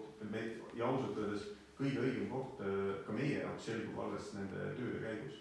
Me oleme mõned tööd teinud tänaseks, aga tuleb kõik need tööd ära teha ja siis tõesti tuleb olla nagu tagasihoidlik ja ütelda, et me saame teada alles siis, kui kõik töö on tehtud. Nagu oli Aiduga seesama näide teile, et me olime jumala kindlad, et Aidu on väga hea koht. Kuni me tegime uuringuda, saime aru, et keskkond ei kannata seda. Ehk siis me võime teha siin spekuleerida, sa tahad, et me spekuleeriks, me ei saa seda teha, sest et pärast ütled mulle, et ma valetasin sulle. Ma ei teadnud võib-olla midagi, ma ütlen sulle praegu selle kohas, mida ma tean, tuled uued uuringud ja ma ei saa enam, see ei ole enam lemmik, sest et see ei ole võimalik ja siis ütled, et ma valetasin sulle. Aga ma ei taha seda teha. Tuleb olla kannatlik. Aga tegelikult A-kohtas ka ei ole väga hea ehitusel. Selle pintala, sealt tuleb ju see teatud sügaval savikiht, siis on need liikuvad liivad ja sellised pinnakiht ja siis tuleb nagu see teatud kõrgem koht pinnad, mis on nagu võitlema. Aga see vahepeal on selline väga kahtlane liikud. Täna meil on Steiger, täna Steiger on meile, kuna Steigeril on päris palju andmeid ja eriti Ida-Virumaa kohta, siis selle kohta nad on öelnud, et see on täiesti sobilik. Aga loomulikult me teeme need täpsemad uuringud riigi eriplaneeringu käigus, eks ju veel tuleb kuna mõned uurimised. Aga täna Steiger on öelnud, et me arvasime ise ka, et äkki ta vupsab minema, eks ole, see lindi pealt, aga seal ei olnud sellist. Et ta on ikkagi natuke erinev. Seal on see maapinna spekter, mis on nagu läbi lõiganud kihtidega. Siin on tuleb 100 meetrit tuleb see savikiht, mis on selle saviranniks, eks ole. Ja siis hakkavad tulema need liikuvad liivad, seal lähevad vahepeal on klinker, siis tulevad need sellised moetanud mulle ka, aga ma täpselt ma ei oska sulle ka praegu öelda, aga vastus on ma isegi kui see nii on, siis me kindlasti võetakse arvesse, et me töötame Steigeriga koos ja nemad on oma ala ikkagi profid, geoloogiakeskused, selles mõttes, et ega me kindlasti ei tee, kui seal on mingi risk, et see pole meie mingi. Et ma ei tea, meil on üks teema veel jäänud, on teil veel küsimusi selle? Jaa. Ma tahtsin küsida selle savikarjääri kohta, et ei saa seal toimetada, kuna see on firma käes. Aga riik toimetab aru selles paekarjääris, kaevab sealt juba fosforiiti. Kui see on riigi eriplaneering, nad tulevad ja teevad siin savikarjääri. See toimiks seal, selle nimi on uuring.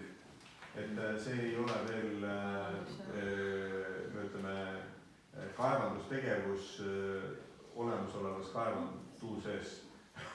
Et siin on... No ei saa seda savikarjääri. Savikarjääriga sellega on nagu teine lugu, et kui me alustame reaalset planeeringut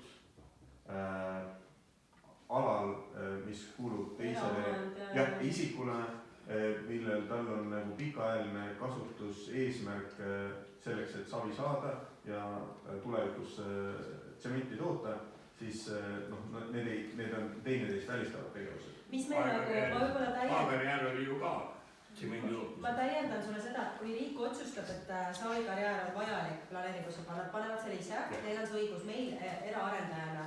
Ei ole õigus minna öelda, et me tahame teise eraarendaja vara. Me oleme eraettevõte. Ja et kui riik seda otsustab, siis saavad seda teha, neil on see õigus, meie ei saa seda teha, meil pole. Sest et see, mida me täna näitame, see on taotlus. See on meie ettepanek eraarendajana, mida meie tahaksime kaaluda ja me oleme seda saanud teha niimoodi, et me oleme, mida meid küsis näiteks Majandus- ja Kommunikatsiooniministeerium, meil oli nendega arutelu, et palun vaadake piiranguid, vaadake eraomandeid, vaadake olemasolevaid kaevandusi, vaadake olulisi maavarasid, et kas te olete nendega arvestanud, et need tuleks välistada, sest meie eraarendajana ei saa öelda, et me tahame kellegi teise omandit, eks ju. Aga kui riik seda otsustab, et see on vajalik, see on optimaalne, see on riigi kaalutlustel vältimatu, siis nad saavad selle lisada. Et niimoodi käib see protsess. Selles Sinisavi asjas on oma point, sellepärast, et mida on seal karjääris väga kena näha, ja ma olen seal käinud ja teiste külalistega ka too, et see Sinisavi on nii, kuidas see võõrama keeles homogeenne või ühtlane, et see on nagu väga hea näha, et sellel on oma... Kas seal leti peal on see üürkorg on samasugune? Ei ole, seal on teistsugused sellised halvad savid, kehasavid. Aga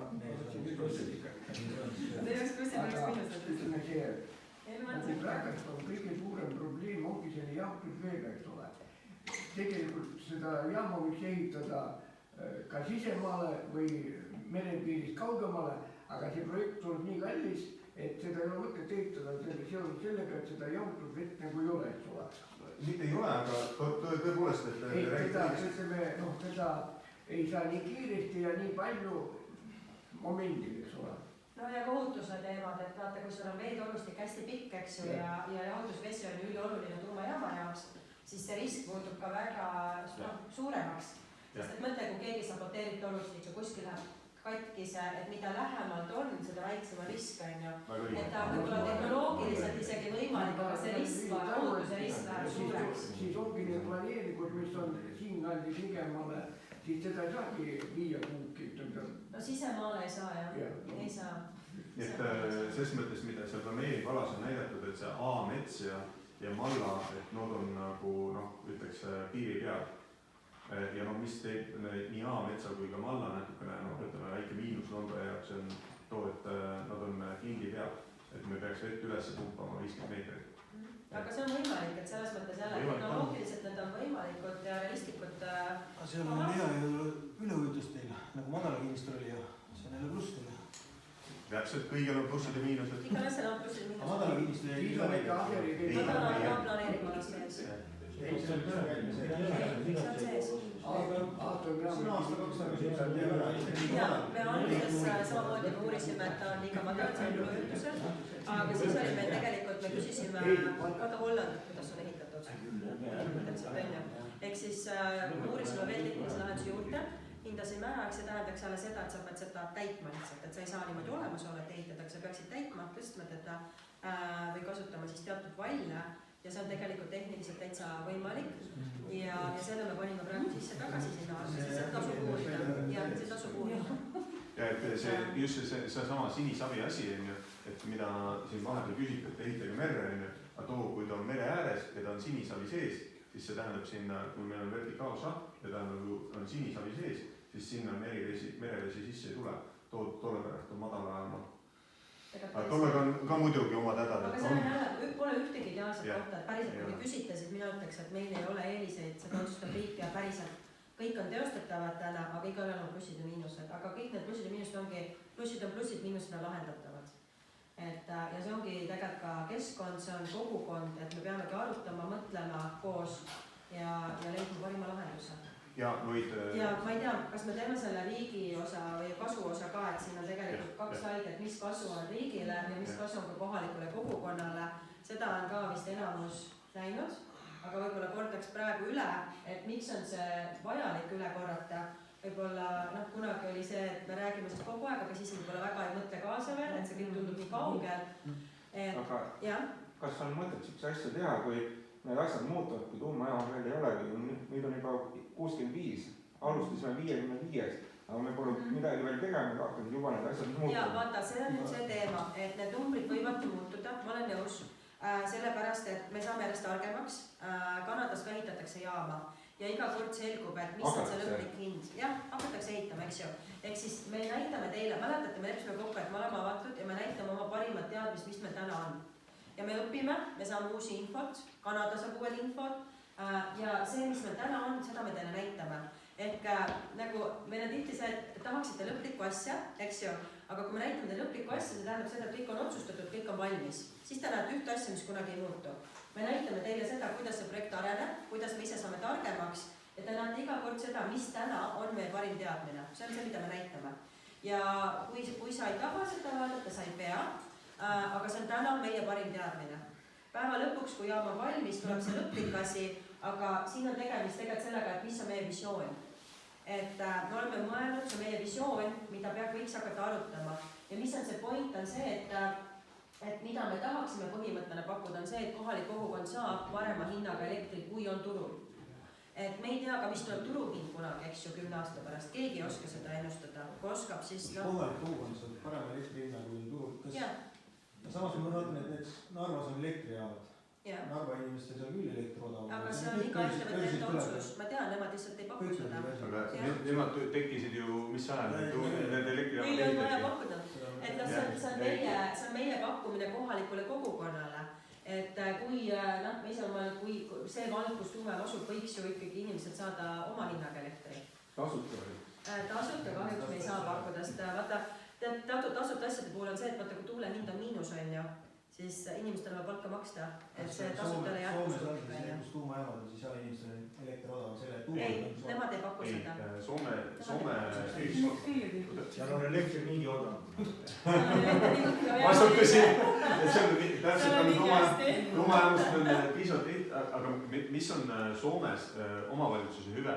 Mida Eestis ei ole, jah. Jah, et soovitan käia, kui te ei ole käinud on kilovatos. Ei ole käinud, tulge kaasa. Jah, et Eurojoki et saate Eurojoki vallavanema või esindajate käest kuulda, et seal on nagu see maksustamine on natuke teistmoodi. Maamaks on see hästi suur. Jah, et seal see omanik ettevõte maksab, kas oli 4 miljonit kopikatega maamaksu. Kohalik omavalitsus iga aasta. Et see on nagu päris raha. Teistpidi, jah. Ja meil sellist, me oleme arvestanud ka maamaksu maksmisega võrdlemisi kõrgelt, aga meie maamaksusüsteem on hoopis teistsugune. Et meil on see tulu nagu omavalitsuse kaasneb nendest elanikest, kes selle valla territooriumil elavad. Ja nüüd hea uudisena on see, et siin näete 3500 €. 3 aastat tagasi oli nagu suur palk, et siis kui keskmine oli 1700 või 1600.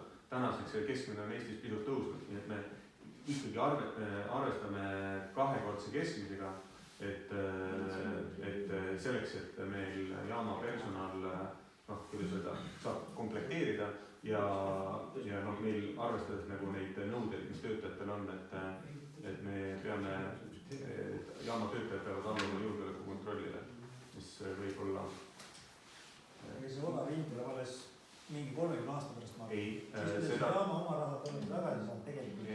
Ei, no, et selles mõttes me saame oma siin tõepoolest valla elanikele seda 65-ga pakkuda kohe. Me Konkurentsiameti käest küsisime ka, kas me saame pakkuda selle hinnaga, mida meie tahame või me peame turuhinnaga pakkuma. Täiesti enda asi, kui eraettevõte tahab mingi soodsama hinnaga müüa kas autot või küpsiseid või elektrit, on see tema enda otsustada. Ja tõepoolest see meie, ütleme, see on see, mida meie saame pakkuda, sest see keskkütet kasutajaid väga palju ei ole. Et meie keskkütet, mis kui siin asukohta kaaluda, siis on Rakvere potentsiaalne ja Näpi tööstuspargi tarbija.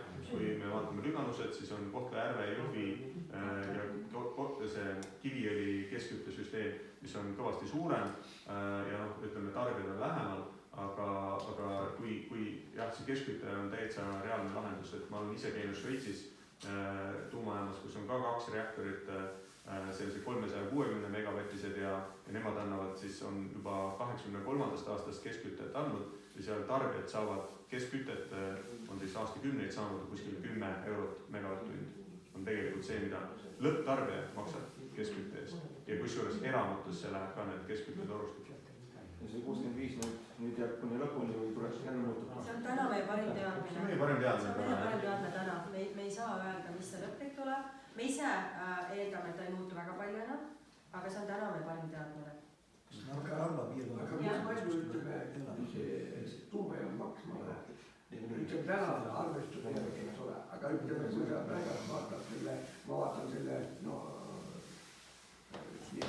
uuringud, siis planeeringud, siis 4 aastat ehitus, ütleme selle aja jooksul, ütleme reaktori tootmishinnad, need muutuvad, ütleme, ma arvan, kuidagi 30% kõrgemaks, kui meil muutub iga aastaga midagi 10%, eks ole, ta võib isegi 50% kõrgemaks muutuda, võib selline asi toimuda. Vaadake, meil, kuidas see õigesti öeldi selle Kliimaministeeriumi elektrihinna prognoosimise kohta, et kui me nagu ise ei tea veel homse, tegelikult nüüd täna teeme homse päeva elektrihinda, et tuleb mingi jälle 160 eurot, et täna on 190, et kui me ei tea järgmise nädala elektrihinda, kuda me teame, noh, eks ole, aga ses mõttes on õige. Me ei tea täna ehituse hindasid Eestis, mis nad on 10 aasta pärast. Aga sellepärast, et me ei tea neid ehitushindasid nagu 10 aasta pärast, ütelda, et me nüüd mitte midagi ei arenda, siis me oleme palja persega nagu talvel, see oleks ka päris rumal. Et õige tuleb arendustöö ära teha ja siis saab vaadata, mis need alternatiivid on. Ja vastus on see, et kui läheb ehitamine, tuumajaama ehitamine kalliks, kas siis tuulikute ehitamine läheb odavamaks? Ei lähe. Tuulikute vundamendi ja nende püstipaneku, see läheb kallimaks. Ja tuulikud, noh, ütleme nii, et ma arvan, et tuulikud nagu Kundas siin on mõned, on ju, et pole nagu katki midagi, mingis mõistlikus mahus neid tuulikuid on vaja, aga kas siin tuleb minu slaid ka veel? Kui sa tahad näidata? Jah, näiteks küll. Et miks me seda asja ikkagi teeme, on see, et selle nagu elame siin, kus me elame.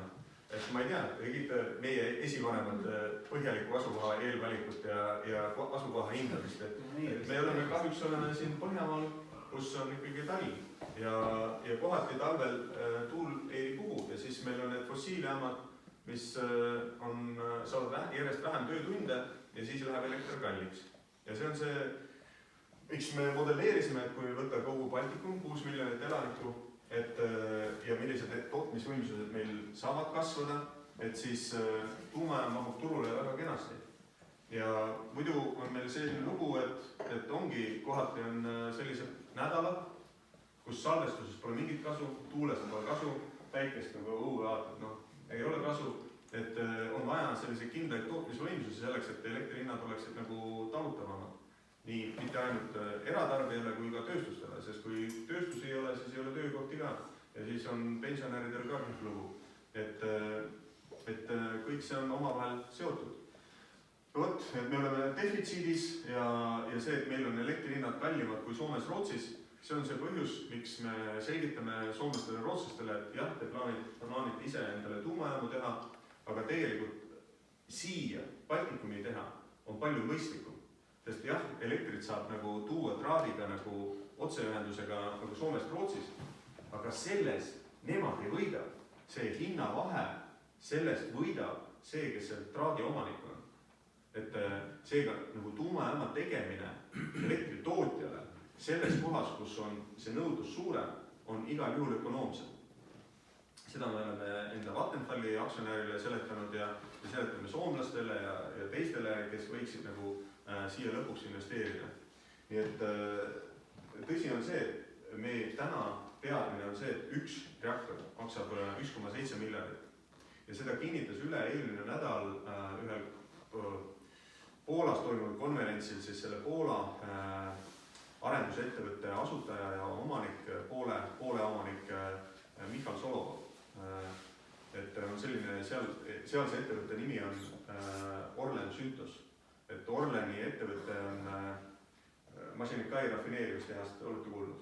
Jah, sealt tuleb meie peamine diisel ja nafta või see bensiin, et Leedus, Läti piiri lähedal. Et Orlenile kuulub see ja see oleks meile kõige parem klient. Too võtab 200 megavatti elektrit üksi. Et ehk et nagu peaaegu 800 Estonian Celli. Et ja noh, meil on lihtsalt elektrit vaja, et mida rohkem meil nagu majandus, ka kodude kütmine peaks soojapumpade peale minema, mul kodus on, autod peaksid elektri peale minema, mõned on, et see elektri tarbimine ja mõtleme ka tegelikult selle peale, et numbrid on täna niimoodi, et Baltikum, kus meil on 6 miljonit elanikku ja Soomes on ka 6 miljonit. Baltikum täna tarbimine, elektri tarbimine on 27 teravatt-tundi. Soomes on 80. Et üle 2 korra rohkem on Soomes, kui on Eestis. Et ses mõttes ja kui meil see nõudlus kasvab, siis kasvab ka see tegelikult see baaskoormus, mis peab kindlalt kaetud olema. Sellepärast Elering ütlebki, et 2030 peaks olema 1000 megavatti kindlalt ja noh, siin loodetakse, et põlevkivi pluss gaasijaamad, aga sellega ongi see häda, kui neid tuleviku lahendus on ka põlevkivi pluss gaasijaamad, siis esiteks ei klapi kuidagi selle kliimapoliitikaga ja teiselt pidi see CO2 hind nagu ikkagi teeb selle ja ka LNG või maagaasi hind nüüd hüppas jälle 60 euro peale, et siis läheb ka kütuse või nagu elektri hind läheb kalliks ja kokkuvõttes see ei ole nagu tööstustele nagu aktsepteeritav. Nii et meil on nagu ses mõttes hea meel, et on päris palju investoreid või Eesti ettevõtjad Ferminergiaga liitub ka iga nädal nüüd juurde, et see võimalus ära realiseerida. Et sama võimalust Lätis ja Leedus realiseerida, see ei ole võimalik. Et seal, ütleme, Lätis, võib-olla te olete jälginud, kuidas nad on hakkama saanud Rail Balticuga, on kehvemini kui meie, neil nagu tegelikult trassi ehituses ei ole, igas nende jamad on. Ja siis Leeduga on siuke lugu, et siis kui nad seda Visa-Miinose projekti tegid, et siis nad seal olid sisepoliitilised kismad leedukate vahel ja tulemus oli see, et nad otsustasid teha mingi referendum ja siis seal ütles, et sotsiaaldemokraadid tahtsid kohalikele konservatiividele käru keerata ja siis hääletasid, et see referendum toimuks sealsete siis parlamendi valimistega samal päeval. Kubilius valiti maha ja otsustati ei nagu referendumil tuumajaamale, nii et poliitiliselt see tuumajaama rajamine Leedust nagu mingit nagu tegelikult valmisolekut ei ole, aga Eestis me oleme sinnamaale jõudnud, et paistab, et on. Aga võib-olla meil on ka selline poliitiline, no mina näen mida, see on minu arvamus võib-olla, et on tegelikult poliitiline tahe on selle taga, et on teatud inimesed tahavad nagu arendada Eestit edasi, aga poliitiline tahe teatud, no ütleme üldiselt ei soovi seda. tõsi, Riigikogus oli ka, kui meil juunis me käisime Dianaga ise vaatamas ka, kuida too arutelu oli, too oli ikka päris pikk ja enne seda oli veel mitu komisjoni oli, kus ma käisin seal ka ettekannet tegemas ja siis oli veel konverents oli Riigikogus, toimus eelmise aasta veebruaris, et arutelud olid päris pinevad ja 25 hääletas sotsid ja siis mõned veel hääletasid vastu sellele, et tuumaenergiale võimalus on. Aga 41 oli ikkagi poolt. Ja et noh, täiesti demokraatlik. Osad on poolt ja osad on vastu. See on normaalne. Jah, see on normaalne. Et aga peale jäid need, kes ikkagi olid poolt. jah, riigiarendajad olid 1990. aastatel. Nüüd riigiarendajaid enam ei ole. Kõik aga käivad ringi, taskud lahti, saaks aga pappi. Ja see on nende arendamine, nende arust. Kui te mõtlete, mis toimub, mida teevad täna valitsuserakonnad, mismoodi seda rahakest lükatakse siia-sinna, meil ei ole raha vähe. Aga kui metsikult on vargaid, siis on alati raha vähe. Mina olen nii vana inimene, mina mäletan toda aega ka, kui Mart Laarist ja Siim Kallasest paha juttu räägiti. Ja mina olen ka nii vana, ma olen varsti 70 aastat vana, ma tean küll, kuidas asjad käisid. Et noh, tänapäeval ja nii tore on enda lastele ka rääkida, et seda, milline tore mees oli Lennart Meri, aga ma mäletan nagu see 95. aastal muu emale, ka 70 selline aasta, et Lennart üldse ei meeldinud, ütles ikka, Arnold on õige mees, tal on ilusad juuksed ja puha. Aga, et noh, muidugi, poliitikud on ühte ja teist ja kolmandat pidi, on ju, aga noh, ses mõttes on ikkagi Eestil hästi läinud, et kui keerulisi otsuseid tehakse, siis tehakse lolli otsuseid ka, aga enamasti läheb ikka paremini kui ma näitaks korra selle koha ära teile, sest et kell on juba palju, osadel on siin kiire. Et ma näitaks selle koha teile ära, et meil on fermienergia.ee on siis see, kust on üleval siis need riigiplaneerimistaotlus, meil on olemas üleval siis kohtumised, kohtumise materjalid, kohtumise videod ja erinevad dokumendid ja uuringud on seal üleval. Kui midagi ei ole ja soovite tutvuda, kirjutage otse, võimalusel saadame, kõike me saata ei saa, sest mingid asjad on ärisaladus ja meie äri omand, et absoluutselt kõike me ei saa, nagu ta räägib 1,4 miljonit eurot. Me oleme lihtsalt otsustajad. Just, et andke märku otse, kui kõike saate ei saa, saadame kokkuvõtte, kui kokkuvõtted saate ei saa, kutsume külla lugema, et vähemalt seda pidi. Ja riikliku tuumaenergia töörühma veebileht on Kliimaministeeriumi kodulehel, kuna hetkel veel ametlikult riigiplaneeringut algatatud ei ole, siis Kliimaministeerium ei ole sinna midagi üles pannud, sest me pole veel otsustanud, sellepärast meie tahame avalikustada kiiremini, me oleme endale kõik üles pannud. Kui riigiplaneering algatatakse, siis hakkavad ka nemad kindlasti asju rohkem üles panema. Just. Ja nüüd on see ametlik osa läbi, aga me saame jätkata, kes tahab jätkata, me oleme siin olemas ja kes peab koju minema, saab koju minna. Aga ei pea minema, kui tahate edasi küsida, me oleme teie jaoks olemas. Seda ära minna. Väga oli vaja. Sobib. Millal selle kannast valmis peaks saama siis? 2029. Neil oli 2029.